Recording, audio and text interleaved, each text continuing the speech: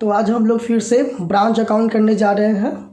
तो branch account में अभी तक हम लोगों ने जो पढ़ा वो ब्रांच अकाउंट के बारे में इंट्रोडक्शंस, ब्रांच अकाउंट के ट्रीटमेंट को कैसे करते हैं, ब्रांच कितने टाइप्स के होते हैं। तो अभी जो रिसेंटली हम लोगों ने पढ़ा है वो ये कि अगर ब्रांच सिर्फ कैश में गुड्स को सेल करती है तब हेड ऑफिस ब्रांच अकाउंट को कैसे मेंटेन करता है।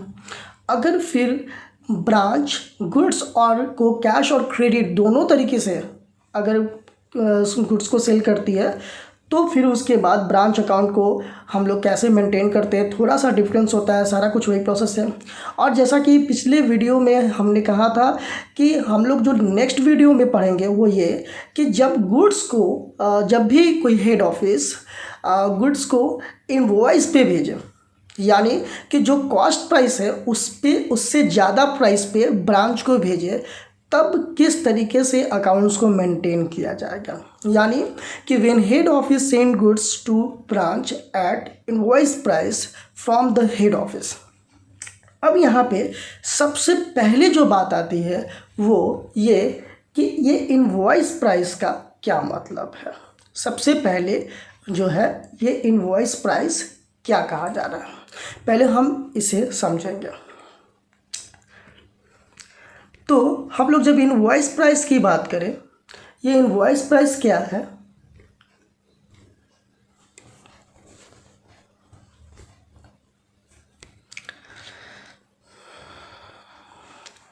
Invoice price is the price when profit is added in the cost price. Invoice price is the price when profit is added in the cost price. यानी कि जब cost price में profit के amount को add कर दिया जाए, जब भी कॉस्ट प्राइस के अंदर में प्रॉफिट के अमाउंट को ऐड कर दिया जाए तो उसे हम क्या कहेंगे, इनवॉइस प्राइस। अब है कि बहुत बार ऐसा कहा जाता है या बहुत कोई ऐसा भी सोचते हैं कि क्या सेलिंग प्राइस और इनवॉइस प्राइस एक ही होता है। तो कभी कभी हम लोग कह भी सकते हैं कि सेलिंग प्राइस इनवॉइस प्राइस हो सकता है या फिर नहीं भी हो सकता है। तो कब हो सकता है और कब नहीं हो सकता है, तो यहाँ पे सिंपल सा एक डेफिनेशन दिया गया है जिसमें ये बताया जा रहा है कि जब भी हम किसी वस्तु के कॉस्ट प्राइस में प्रॉफिट को ऐड कर देते हैं तो वो इनवॉइस प्राइस पड़ जाता है। जैसे मान लीजिए कोई वस्तु 20 रुपये की है और उसमें 5 रुपये प्रॉफिट और ऐड कर दिया जाए तो ये जो 25 रुपीज़ हुई ये हुआ उसका इनवॉइस प्राइस। तो फिर ये इनवॉइस प्राइस हुआ तो सिंपल सी बात है, जब ये इनवॉइस प्राइस हुआ तो ये सेल प्राइस हो गया। तो ऐसा हम हर बार नहीं कह सकते हैं। क्यों नहीं कह सकते हैं, तो इसलिए कि इनवॉइस प्राइस और सेलिंग प्राइस में जो अंतर है वो ये है कि अगर मान लीजिए कि 20 रुपये का गुड्स है और उसमें 5 रुपये का हमने प्रॉफिट ऐड कर दिया, उसकी प्राइस हो गई 25 रुपये। लेकिन मान लीजिए किसी कस्टमर को मैंने 1 रुपया डिस्काउंट दे दिया, अब मैं उसे कितने में बेच रहा हूँ, 24 रुपीज़ में। अब यहाँ पे क्या हो गया कि प्रॉफिट कितना ऐड किया गया था, तो प्रॉफिट ऐड किया गया था 5 रुपीज़, यानी कि 25 रुपीज़। अब जो है इसमें 1 रुपया डिस्काउंट दे दिया गया तो जो गुड्स बचा वो हुआ 24 रुपीज़, यानी कि 24 रुपीज़ में हम लोग सेल कर रहे हैं सर। तो इस तरह से इनवॉइस प्राइस का जो मतलब हुआ वो ये कि जब भी किसी कॉस्ट प्राइस के अंदर में उसके प्रॉफिट को ऐड कर दिया जाए तो वो इनवॉइस प्राइस बन जाता है, और जितने प्राइस पे उस वस्तु को बेचा जाता है वो सेल्स प्राइस कहा जाता है। तो इनवॉइस प्राइस अगर कोई भी डिस्काउंट नहीं है तो इनवॉइस प्राइस सेल प्राइस कहा जा सकता है, सेल्स प्राइस कहा जा सकता है। लेकिन अगर जब डिस्काउंट है या फिर किसी तरह के टैक्सेस हैं तो वो इनवॉइस प्राइस सेल्स प्राइस नहीं कहे जाएंगे। तो इस प्रकार से इनवॉइस प्राइस का हम लोगों ने मतलब समझ लिया।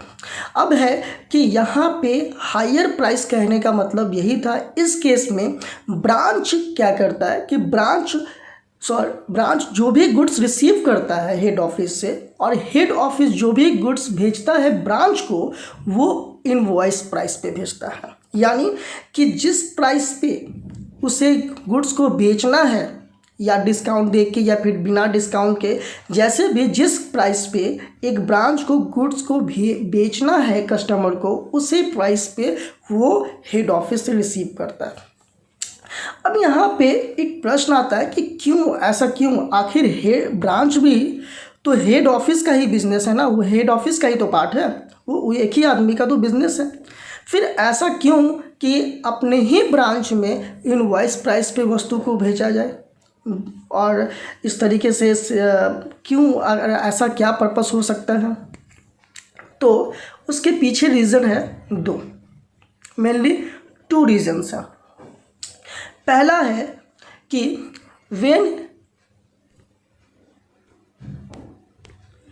when head office don't want to tell about the profit to branch manager। अब जो हेड ऑफिस है, वो हेड ऑफिस अपने ब्रांच को किसी दूसरे जगह पे स्टार्ट कर रखा है, और उस ब्रांच को ब्रांच मैनेजर के द्वारा चलाया जा रहा है। वहाँ पे सारी चीज़ों को, ब्रांच को कौन कंडक्ट कर रहा है? Branch manager. अब जो हेड ऑफिस है वो नहीं चाहता है कि ब्रांच मैनेजर को पता चले कि हमें किसी भी गुड्स पे कितना प्रॉफिट हो रहा है। अगर हम लोग कॉस्ट प्राइस पे बेचते हैं तो 20 रुपया मान लीजिए कॉस्ट प्राइस है, और हम कॉस्ट प्राइस पे उसे ब्रांच को भेजते हैं। ब्रांच अगर उसे 25 रुपये में बेच रहा है तो यहाँ 5 रुपया पता चल गया कि 5 रुपया प्रॉफिट हो रही है हेड ऑफिस को। हेड ऑफिस इसी चीज़ को नहीं चाहता है कि वो ब्रांच मैनेजर को बताए, और जब वो ऐसा करने को नहीं चाहता है कि वो ब्रांच मैनेजर को बताए, तो वो इसलिए गुड्स को सीधे सीधे इनवॉइस प्राइस पर बेच देता है। अब उसे क्या, ब्रांच मैनेजर को क्या पता चल रहा है? Invoice price. उसका कॉस्ट प्राइस के बारे में उसे पता नहीं चल रहा है। तो यही पर्पस है कि एक हेड ऑफिस अपने ब्रांच को ही गुड्स इनवॉइस प्राइस पे बेचता है।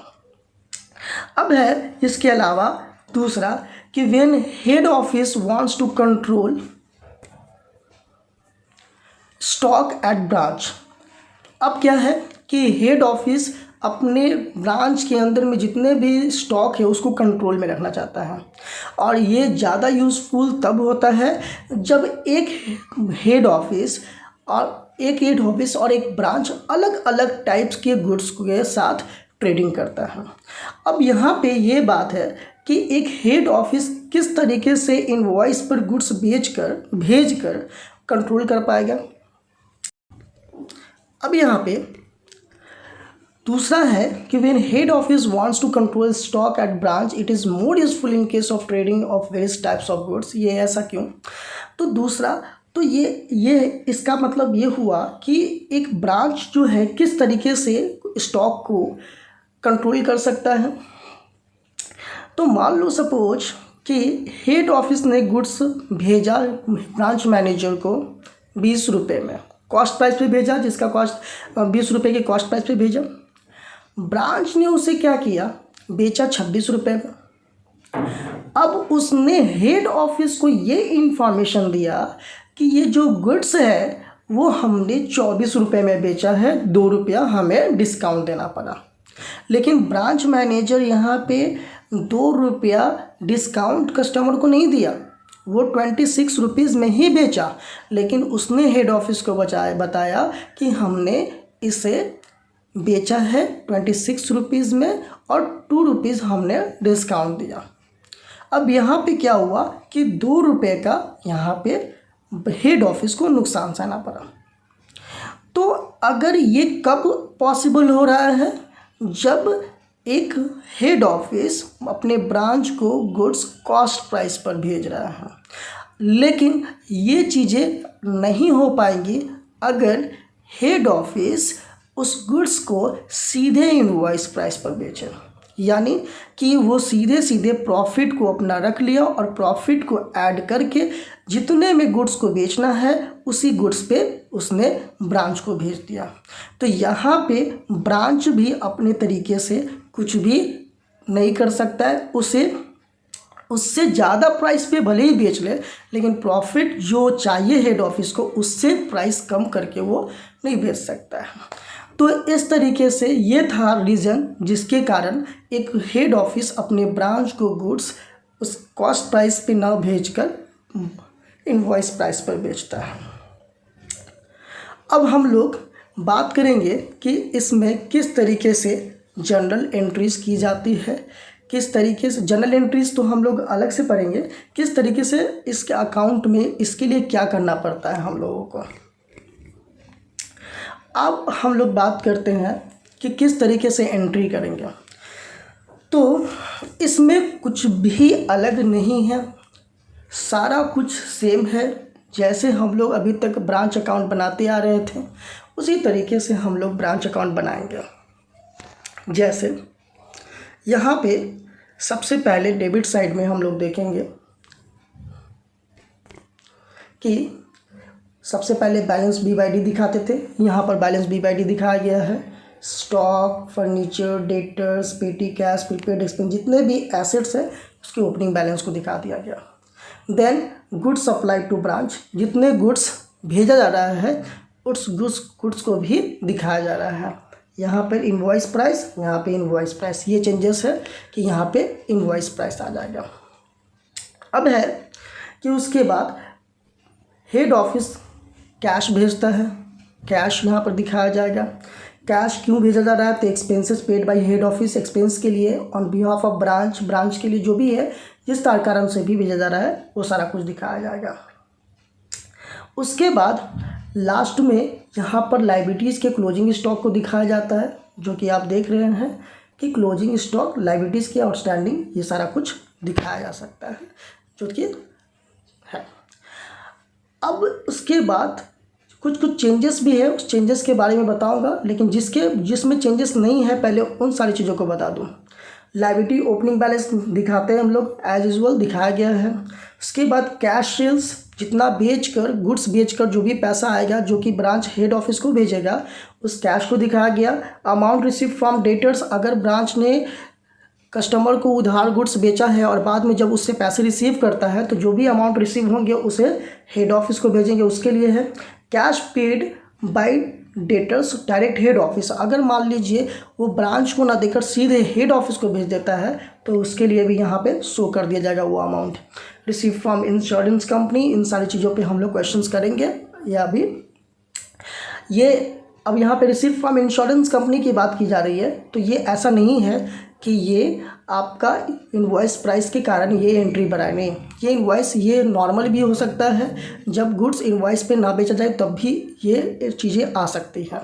ठीक है, तो एक क्वेश्चंस हम लोग सॉल्व करेंगे जिसमें ये इंश्योरेंस वाला भी कवर हो जाए हमारा।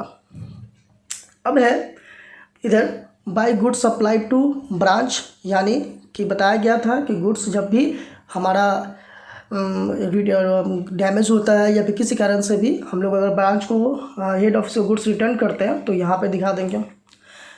अब कह रहा है कि कभी कभी क्या होता है कि गुड्स किसी ब्रांच में कम हो जाता है तो हम लोग दूसरे ब्रांच से भेजवा देते हैं। यानी कि मान लीजिए दो ब्रांच है, ब्रांच ए और ब्रांच बी।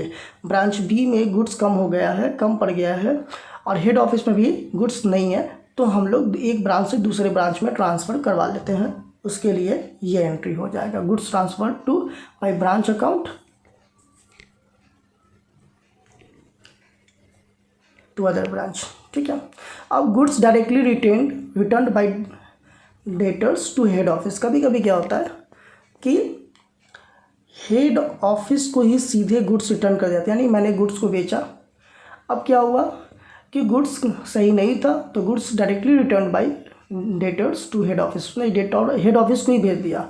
अब वो डायरेक्टली हेड ऑफिस को भेज दिया रिटर्न कर दिया, लेकिन हमें तो दिखाना पड़ेगा ना, क्योंकि हमें तो उसका हिसाब लेना है। अगर मान लो कि वो हेड ऑफिस को डायरेक्टली रिटर्न कर दिया, अगर हम इस बात की खबर नहीं रखेंगे तो क्या होगा, बाद में उसे हमें उसके पैसे देने पड़ेंगे ना, लेकिन हम पैसे लेंगे क्यों, क्योंकि वो तो रिटर्न कर दिया सीधे हेड ऑफिस को, इसलिए हम वहाँ पे इसे दिखाएंगे कि गुड्स डायरेक्टली हेड ऑफिस को रिटर्न कर दिया गया है, इसलिए उससे पैसे रिसीव नहीं किया जा सकते, लेकिन उसके अमाउंट को एडजस्ट करना यहाँ ज़रूरी है, इसलिए ये दिखाया गया है। अब है कि इस केस के अंदर में क्या चेंजेस आई है। पहला, यहाँ पे आप देखेंगे कि गुड्स कहाँ कहाँ पे इंक्लूड है, गुड्स कहाँ कहाँ आ रहा है, स्टॉक कहाँ कहाँ यूज हो रहा है। स्टॉक फर्स्ट यहाँ, फिर उसके बाद गुड्स सप्लाई करते हैं वहाँ, उसके बाद गुड्स रिटर्न करते हैं,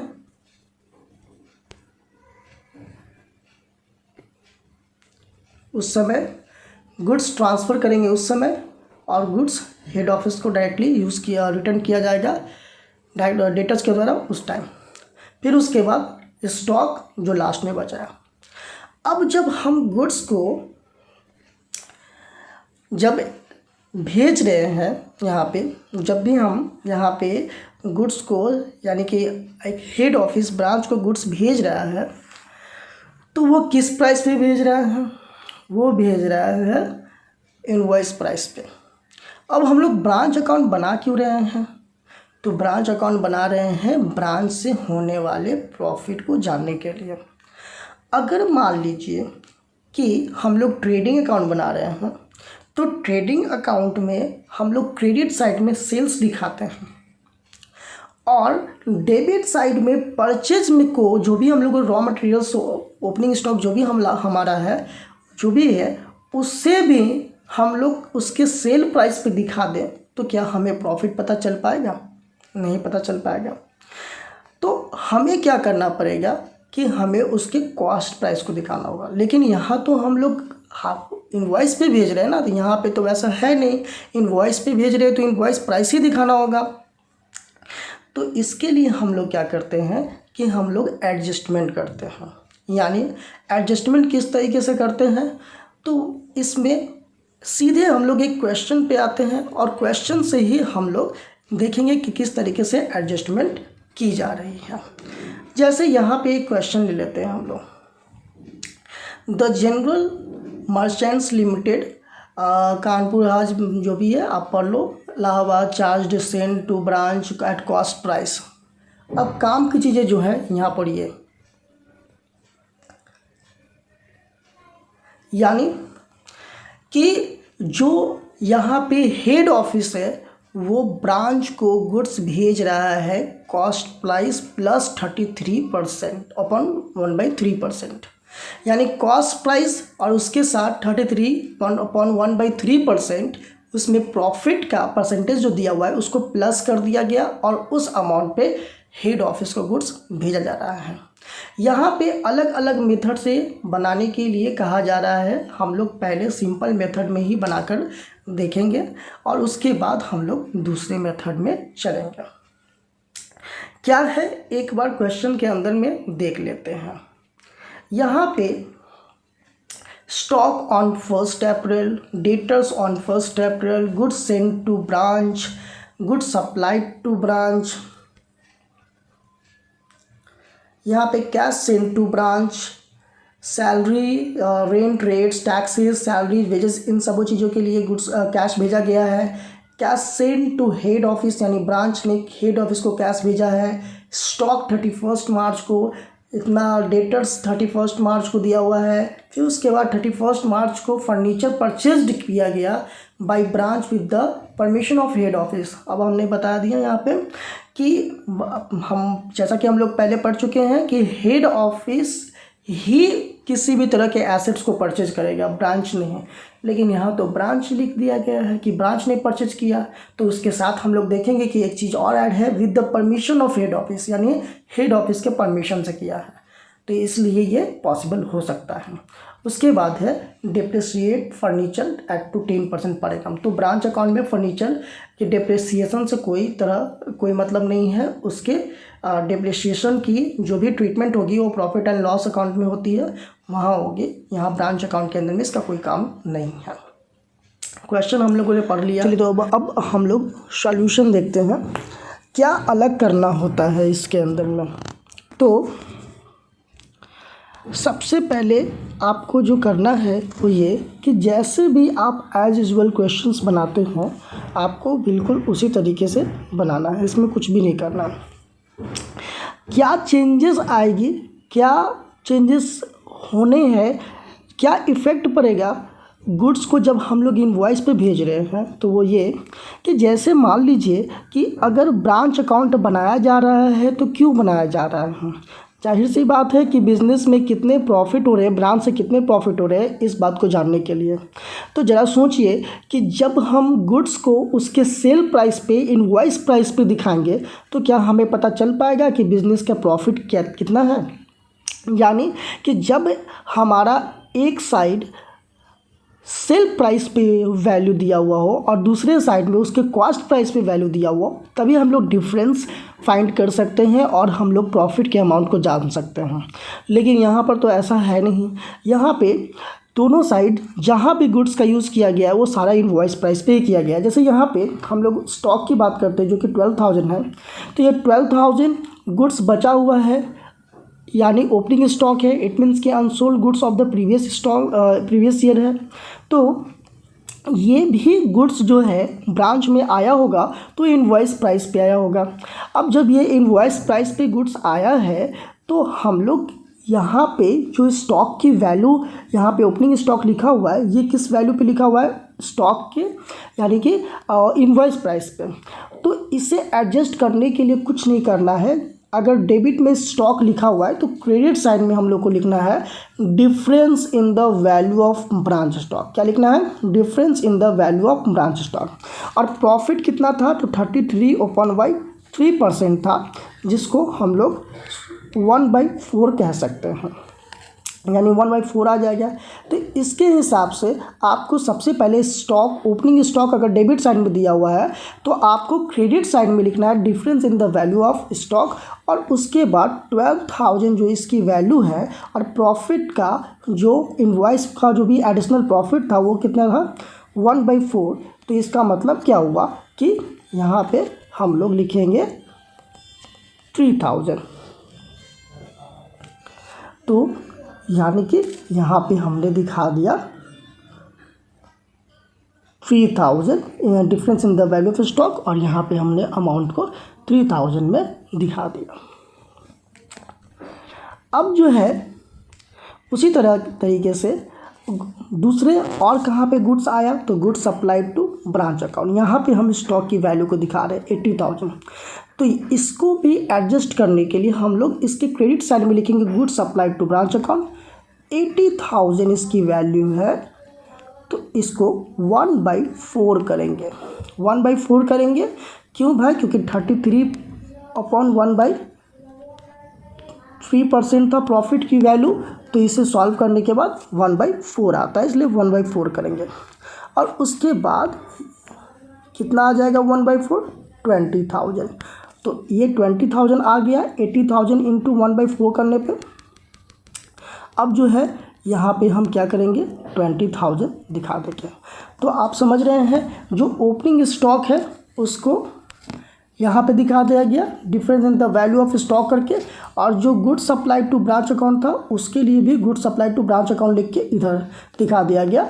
उसके बाद अब है कि यहाँ पे आपको ये ध्यान रखना होगा कि जो भी स्टॉक है उसके लिए हम लोग क्या यूज़ करेंगे, difference in the value of branch stock या फिर रिजर्व, ये दो चीज़ों का यूज़ कर सकते हैं। गुड सप्लाई टू ब्रांच है तो गुड सप्लाई टू ब्रांच लिखेंगे। उसी तरीके से अब हम देखेंगे कि क्या क्रेडिट साइड में कहीं पे स्टॉक वर्ड यूज हुई है क्या, तो जी हाँ बिल्कुल, क्रेडिट साइड में गुड्स और स्टॉक यहाँ पर आया है। ये कौन सा है, तो क्लोजिंग स्टॉक है। तो क्लोजिंग स्टॉक है तो फिर ऐसे ही करेंगे हम लोग, स्टॉक है तो इसके अपोजिट साइड में लिखेंगे difference in the value of stock, और वो कितना है अमाउंट 3700। कैसे आया, तो इसकी वैल्यू कितनी है 14,800। तो आप यहाँ पर देखेंगे सॉल्व किया हुआ है 14,100 और एंड 1/4 यानी 3700 इधर लिख दिए। अब और इसके अलावा भी हो सकता था क्या, बिल्कुल, अगर गुड्स रिटर्न होता तो भी हम लोग किधर दिखाते, गुड्स रिटर्न होता है तो हम लोग कहाँ दिखाते हैं, क्रेडिट साइड में goods supplied supplied by branch to head office करके दिखाते हैं, तो उसके डिफरेंस को दिखाने के लिए हम लोग डेबिट में दिखाते हैं। तो या फिर एक ब्रांच दूसरे ब्रांच को हेड ऑफिस ट्रांसफ़र कर रहा है तो उसके लिए, तो यानी कि यहाँ पे मेनली आपको यही था कि जब भी इनवॉइस प्राइस वाला अगर क्वेश्चन आ जाता है तो उसमें स्टॉक को हम एडजस्ट करेंगे इस तरीके से। ओपनिंग स्टॉक को लिखेंगे क्रेडिट साइड में difference in the value of stock, good supplied to branch को एडजस्ट करेंगे इधर लिख देंगे, ठीक है। इधर जो हमारा क्लोजिंग स्टॉक आता है उसकी वैल्यू को इधर लिख देंगे और उसमें करेंगे क्या, वैल्यू क्या करेंगे, तो जो भी प्रॉफिट का मार्जिन दिया हुआ रहेगा इनवॉइस प्राइस के बीच में जो भी डिफरेंस होगा, जो भी परसेंटेज दी रहेगी उस पर हम अमाउंट को कैलकुलेट कर लेंगे। जैसे कि यहाँ पे 12,000 का निकाला गया 3,000, यहाँ पे 80,000 का निकाला गया 20,000 एंड इस तरह से क्लोजिंग स्टॉक का यहाँ पे निकाला गया इस तरीके से। तो इस तरीके से हम लोग करते हैं।